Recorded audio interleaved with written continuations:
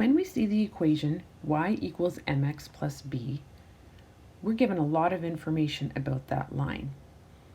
But if we don't know what each of the letters stand for, we may not know how to interpret that information and what to do with it. So we're going to break down y equals mx plus b and look at each of the different letters to see what they mean and what they tell us. First of all, this idea of what each letter tells us. If you're driving and you see this sign, you know that up ahead there's going to be a curve to the right and a curve to the left. So it's not a surprise when you see something like this. There's the curve right and curve left. When we see this sign, we know that up ahead there's going to be a railroad track. So we should slow down and go 30 kilometers per hour when we come up to this thing here, the railroad track. Well, it's the same sort of idea when we look at the equation of a line. Y, m, x, and b each tell us something that we can look for with the line. So what does x, y, m, and b tell us about the line when we look at this equation y equals mx plus b? Let's start with x. I have three different equations here. Y equals 2x plus 6, y equals negative 2x plus 3, and y equals x minus 4. And each of these equations are a different color that matches on the graph. So we've got this one with the green that matches this line over here, the purple one matches this one here, and the black one matches this one over here. So let's start first with y equals 2 over 3x plus 6.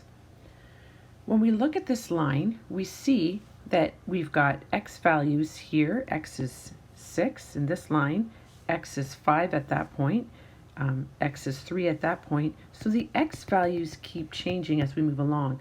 Right here, x, let's make that straighter, is negative 1.5. So x can be whole numbers, they can be even numbers, they can be odd numbers, they can be decimals, they can be negative.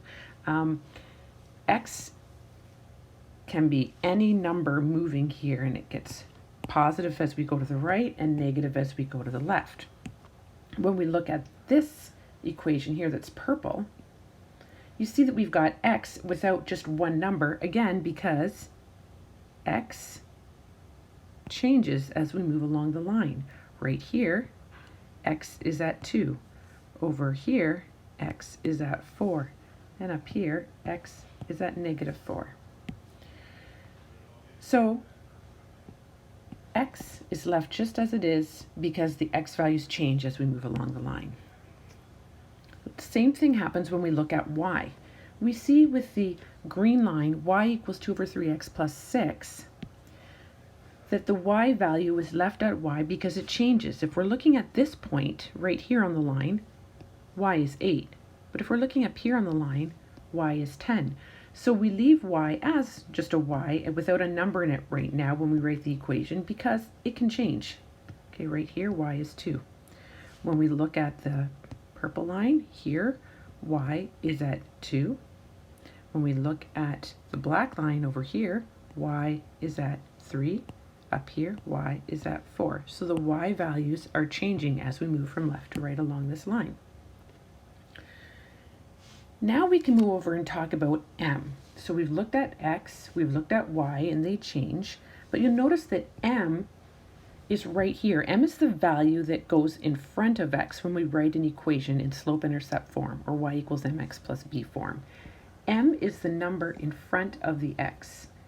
And m tells us something specific, and it's not changing. It stays as that number. So let's have a look at what it tells us. M is the slope of this line. So when we look at the graph, we see that m is 2 over 3. If we pick a point on the line right here, we go up 2, up to 7, and up to 8. And then we go over 3 because we've learned that slope means rise over run. How much we go up and how much we go over. Now we're on a new point on the line. We can go up 2 again, and we can go over 3 again and get to another point on the line. You can pick any spot on the line to start. It doesn't have to be right at a nice even intersection. You could even start right here and go up 2 and go over 3 and you're going to end back up on the line. Over here, when we look at the purple line, the slope is -1/2. So pick any point on the line. Let's say I choose to start here. I'm going to go down 1, and I'm going to go over 2 because my slope is -1/2. I've floated that negative sign up to the top with the numerator, -1, and the denominator is positive. So I'm going down 1, and I'm going over 2. And then I'll go down 1, a rise of -1, and a run of 2. So the slope is not changing with this line. No matter where I start on the line, if I go down 1 and over 2, I'll come to another point on the line. On this last example, it looks like we don't have a slope because there's no number that we see in front of x. But remember, x is the same, means the same as 1x. So our slope is 1/1. So if our slope is 1/1, we can pick a point on the line. Let's say we pick this point. We go up 1 and we go over 1. We go up 1 and we go over 1. So we see now x changes as we move along the line. The slope doesn't change. It's always going to be that value, rise over run, and the y is changing as we move along the line. Now, one thing you have to be careful with when you're finding m or slope is that the scale is very important, and you have to look at that.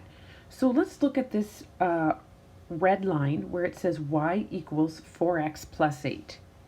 If I pick this point to start, you might think, well, I'm going to go up 4 and over 1 because m, the slope is 4, and 4 is the same as 4 divided by 1. So we have a rise of 4 and a run of 4.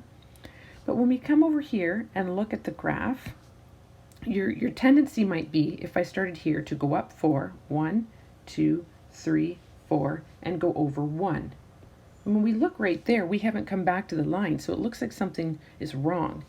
But actually, when you pay attention to the scale, you'll see that we're not counting by 1s, we're counting by 4s. So if we started here, we're going to go up by 4, and we're going to go over by 1. So watch the scale. If I go up by 4, I've gone up here, and I'm going to go over by 1. Well, on the bottom, my scale is moving by 2s each time.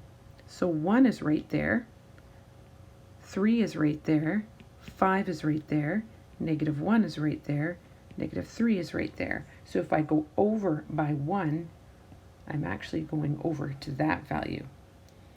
And if I go up, say I start at this point here, if I go up 4, I'm going from 4 to 8. So I would go up here, and going over 1 would lead me to this point.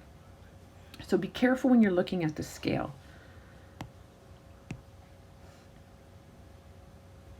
So from here we've seen the slope is 4 or 4/1. Remember that if you have a whole number such as 5, the slope means 5/1. Or if you have 100 as your slope, that means go up 100 and go over 1. So those are some important things to realize here. Lastly, when we look at an equation, we've seen that x changes as we move along. Y changes, it's going up and down as we move here. The slope stays the same, that's that value. So this last value here is called your y-intercept, and we also use the letter B to represent y-intercept. Well, what does the y-intercept tell us? It tells us where our line crosses the y-axis. So here's our y-axis. So what we're going to do is look and see where does each line cross this line here. So with the green equation, it crosses right here at 6. And you can see that's the value we see here for the y-intercept. For the purple line, it crosses at 3. You can see right there, the purple line crosses the y-axis at 3. And for our last equation, it crosses the y-axis at -4. And when we look at the graph, you can see that we didn't go all the way to -4, but if it did continue down, you would see, oh, it's going to cross down there at -4.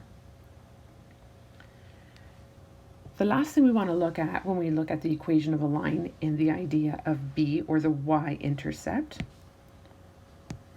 is that sometimes it seems like there is no b, but that's not actually accurate. So first we'll look at the red one, the red line. We've got y equals 4x plus 8. So this equation is telling us that it has a slope of 4, up 4 and over 1, and it crosses the y-axis right here at 8. The blue equation says that we have a slope of 4 over 5. So when we look, we're going to go up 4 and we're going to go over 5 to get to another point on the line. But when we go to see what the y-intercept is, there's nothing there. So it looks like it doesn't have a y-intercept, but indeed it does. We just don't write it. If there's nothing there, that means the y-intercept is 0. So it's crossing the y-axis at 0. We don't need to write plus 0 because it's unnecessary. So if you have an equation that says y equals 2x, or y equals -1/3 x, or y equals 1000x, every one of these lines, and this one up here,